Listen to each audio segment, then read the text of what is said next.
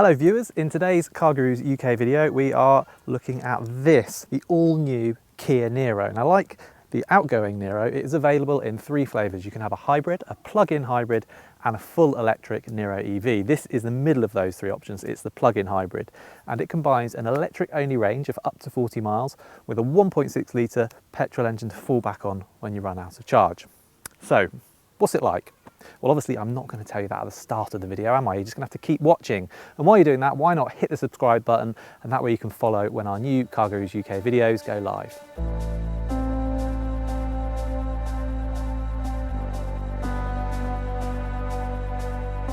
So, the Niro, it has been a hit for Kia. In fact, it's its second best-selling model in this country. Now, a large part of that is because of the Niro EV, or the e-Niro as it was in the outgoing model, because that was not only very good value for a long-range EV, but it was also a very good car.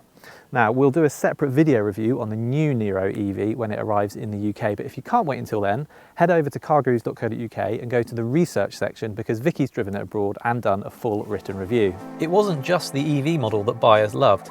The hybrid and plug-in hybrid were popular too. So popular was it, in fact, that even as the outgoing Niro was going off sale, it was still in the list of the top 10 best-selling new cars in the UK. All of which makes you think it would really take something for Kia to mess this new model up, wouldn't it? Which I think is probably a good time to start talking about the car's styling. Now, the outgoing Niro was not a pretty car. My colleague Ivan Astrop described it as having a face like a slapped haggis. This new version, which incidentally sits on a whole new platform, certainly isn't dowdy. In fact, well, I'm not quite sure what it is, to be honest. It is impactful. Let's say it's impactful. So very strange details on this car. These headlights, to me at least, look like they should be a split level design, only there's no upper element. So actually it's almost as if they've fallen from here down to here. And then you have this enormous grille which almost scrapes along the ground. It's just a very strange looking car. The side of the car is just as unconventional, with taillights that appear to be as much on the side as they are on the back. And it's even more striking if you go for a top spec model with a contrasting 3/4 panel that's available in either grey or black. And then there is the rear of the car, which, surprise, surprise, is fairly unconventional too. I actually think these lights remind me a bit of an MG3, but there are some nice details here. So here, for example, there's some little air inlets that channel air through there and then out the back here, and that is good for aerodynamics. And you get this very slim high-level brake light. I think that looks cool too. But yeah, it's just a very distinctive, quirky looking car. So the boot space in this plug-in hybrid model is less than you get in the standard hybrid. So 348 litres here versus 451 in the HEV standard hybrid model. And that is because you lose pretty much all of the underfloor storage in the plug-in. All you get is this cubby here where you store the cable. So that is useful in itself. It's worth saying that if you are, say, a family of four, or if you're buying your Niro plug-in hybrid to use as an airport taxi or something, this boot space might get a bit tight at times, but it's still usefully bigger than you get in something like a Golf GTE plug-in hybrid. In either the hybrid or plug-in hybrid model, you can fold the rear seats to give it a floor that is virtually flat. And if you go for the top spec 4 model, you can make the back seats slightly more upright in order to free up a bit more boot space. Space back here is, well, actually it's excellent. So I'm 5'11", the driver's seat is set for me, and look how much legroom I've got. There's lots of space under the seat for my feet, lots of headroom too. If you need to put 3 adults back here, it is going to start to feel a bit narrow if you're doing that often, but if there's 3 adults that are going to be going in here, you probably need the next class of car up anyway, so something like a Sportage. Neat features in here, so there's little bottle holders in the doors, a couple more in there, and Kia, I love the way they've put these USB-C chargers in the seats so you can easily charge your devices in the back. Now, this is a 2-spec model, it's the entry-level one, and in the 2-spec you don't get any air vents for the rear passengers. That is one of several reasons we would recommend getting to the 3 grade if you can. We'll go into more of those reasons in just a moment. The interior of this new Niro is in some ways as attention-grabbing as the exterior, and there are some really nice details in here. So this 2-spoke wheel from the EV6, there's these little grooves into the dash here. They didn't need to do that, but it looks cool. And quality as well is good. Everything pretty much feels solid. It's just a nice place to be. Now, I'm going to mention the specs again, because if you want your Niro interior to be all singing, all dancing, you do need to go for the 3-spec car rather than this 2-spec model, because that's when this 8-inch screen gets replaced with a 10.25-inch infotainment system, which looks much better and also gets rid of this big bit of black plastic here.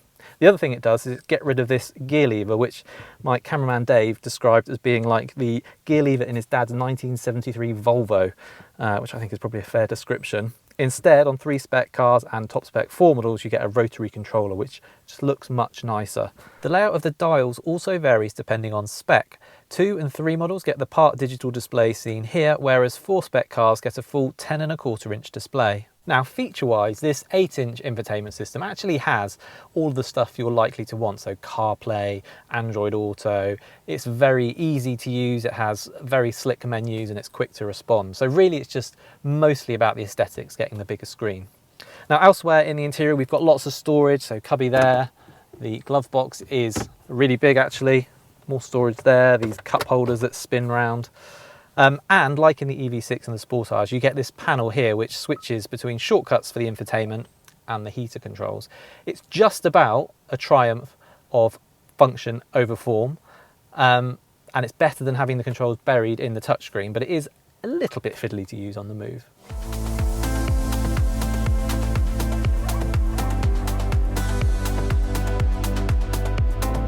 Somewhat unconventionally, I'm going to start this bit of the review by talking about a different car.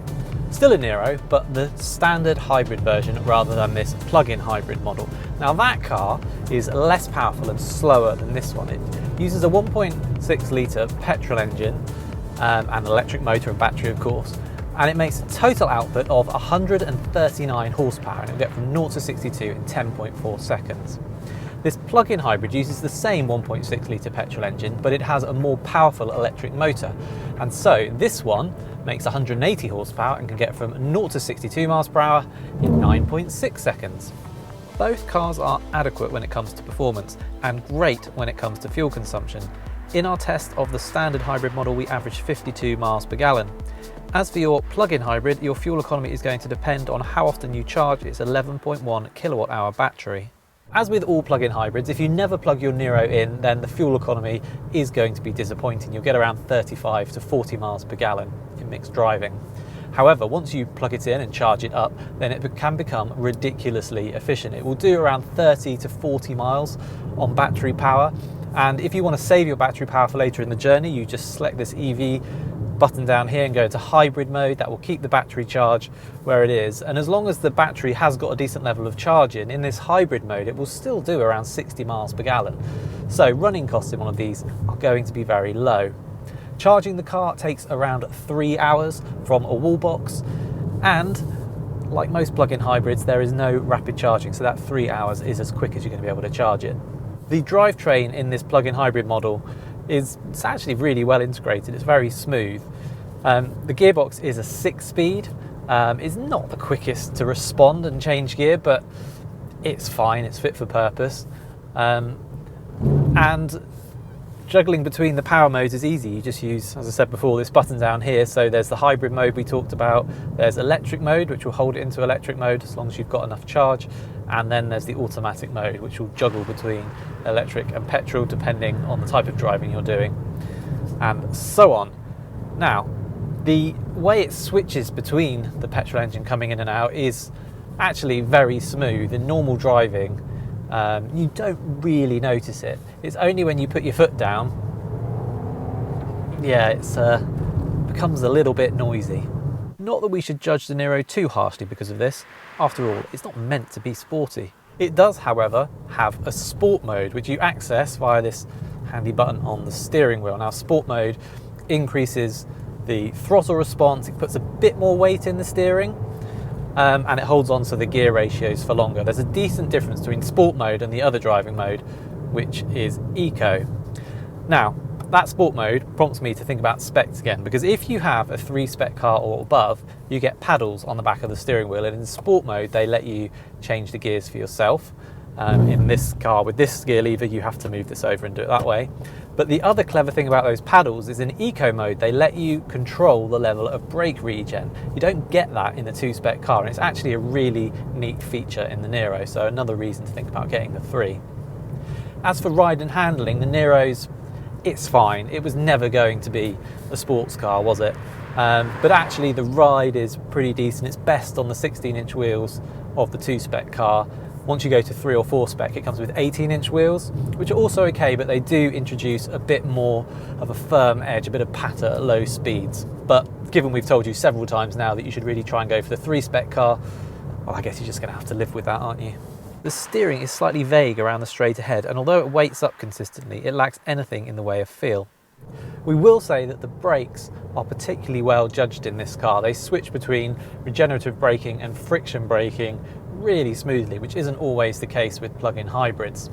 So all in all, dynamically, this car is thoroughly competent. It's not fun and it's not exciting, but it doesn't make any major missteps either.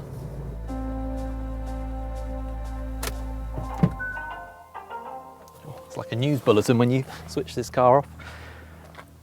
Right, so this new Niro, despite its fairly wild styling and its high-tech interior, it does feel very much like an evolution of the old model.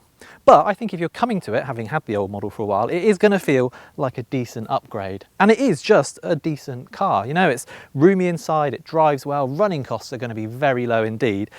The smaller boot in the plug-in hybrid model versus the hybrid, I think, is probably going to be the biggest consideration for a lot of people. But overall, this bodes very well for the new Niro EV, which, as I say, we'll do a separate review of soon. In the meantime, I think it is safe to say that this new Niro is off to a very good start. Would you consider a Kia Niro plug-in hybrid over the larger Sportage or any of its plug-in hybrid rivals? Let us know, and please do remember to subscribe to the channel, as well as heading to cargurus.co.uk, where you'll find hundreds of car reviews, not to mention thousands of cars for sale.